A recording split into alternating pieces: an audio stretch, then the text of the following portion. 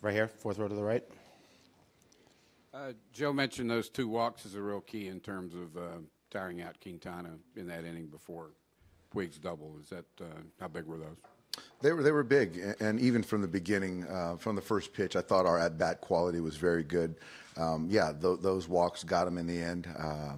But you look at what JT did, his first 2 at-bats against him, I think he saw 18 pitches, and even though we got behind in some counts, continued to grind, win pitches, and try to get that pitch count up, even though we didn't have anything to show for it early.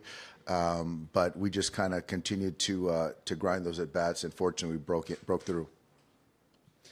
Third row to the center. Dave, for so many years, people have wanted to restrict Yasiel's emotion. He's playing with so much emotion right now. How much is emotion making an impact on the way he's been playing? It's impacting everyone, and I think that it's great when he can play with such emotion and focus as well. And he loves the big stage, and his only focus is helping us continue to win baseball games. And so right now he's playing at a high level, and not only the fans, but his teammates are feeding off of it. To the left. Hi, Dave.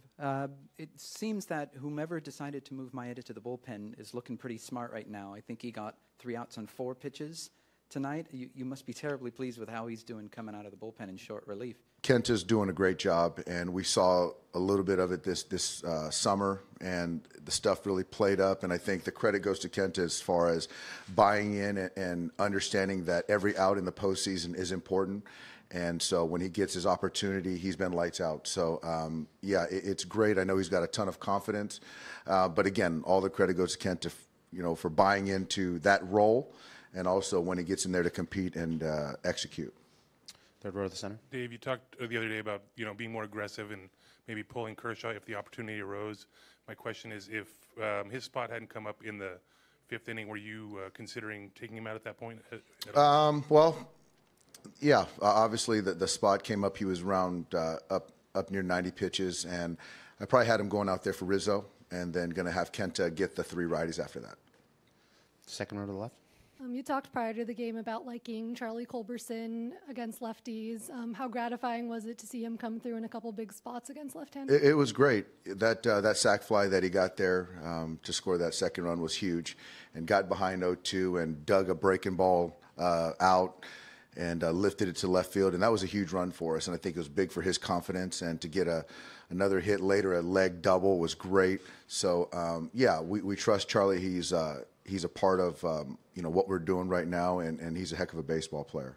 Stay in the same row to the right. Talk about Chris Taylor not letting the moment get too big, but yet coming through in a big moment. Well, he's done it all year for us, and I think that CT is one of many guys that are just winning players, and he's just carries himself well, doesn't get too high, doesn't get too low, and people use that word poise a lot, but he has poise, and in big spots he has the ability to zone in and swing at strikes and take balls. So he's done that all year for us. So to get that big homer to right center really didn't surprise us, and just another thing to add to his special season. Second row to the left. And Dave, technically, what has he done a little bit different this year? How has he tailored his swing? Well, that's a longer conversation. I think that this past winter he really took to a swing change, and so mechanically changed some things up and really allowed him to get to velocity and still lay off breaking balls down in the dirt. So he hits righties well, lefties well. So now you take the swing change and the head that he has, the good head, the compete that he has. That's a pretty good major league ball player. Third row to the right. Dave, you talked about Chris Taylor a little bit here. Obviously, you know how important he's been for you guys. Do you feel he's flown under the radar just in terms of maybe how other people have seen him, considering Cody's big year and all these other guys? I think maybe nationally, but I think that the people in our division that we see 18, 19 times a year know how talented he is and how much he makes us go. And especially in our clubhouse, we understand his value, but I think that he just wants to play baseball, so I don't think that really concerns him.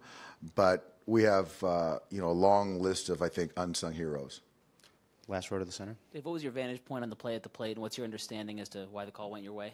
Well, I think that it was a heck of a throw by Kyle out there in left field, and Contreras made a great play, athletic play. But as the rule states, he was in violation. So I looked at it just like everyone looked at it, and as the rule states, he was in violation. So it was pretty clear to us, and so that's kind of pretty simple. Dylan against Waller there. Dave, was there any thought of letting Kershaw bat for himself there in the fifth? And I know you've talked about not wanting to burden him as much as you guys have in the past. With the bullpen pitching as well as it has, how much easier was that decision? Well, the bullpen having to be able to go to the pen and having the confidence in him was a huge driver. But you still have a chance to tack on another run, and Kyle's put forth good at bats for us. Since he's been up. So to have Cingrani to get Rizzo and to take a chance to get another point on the board, I thought it was a right move. Last couple questions right here on the right. Hey, I know you talked about this before, but when Yasiel plays like this, we always think about how much he's grown in ways off the field as far as being a teammate, as far as interacting with the group and also harnessing some things on the field.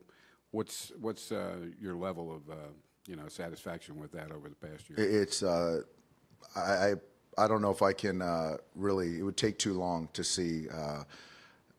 Personally, from in his relationship, how much it's evolved and grown, and the trust and with his teammates and his care for his teammates and the Dodgers, and just solely to win, to play well, to win and help us win baseball games. But he's really, exponential strides, and he's obviously a huge part of what we're doing now going forward, and I couldn't be more proud.